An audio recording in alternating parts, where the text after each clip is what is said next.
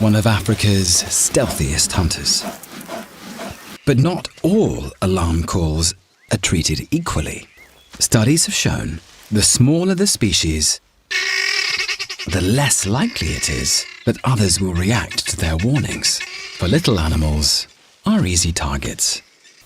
A quarter of barks from the lightweight impala are false alarms.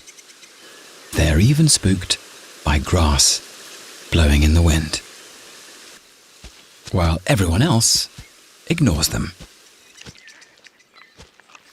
But if larger and less vulnerable zebra or kudu give a warning,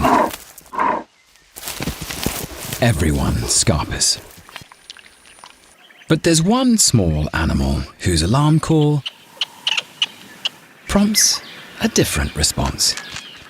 The African tree squirrel, a leopard's nemesis. Their persistent calls can be heard from 500 feet away.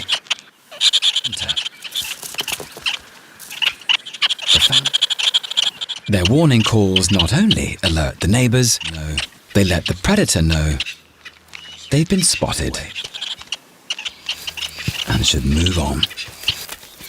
A cat that's pound for pound the strongest predator in Africa, driven away by the simple squeak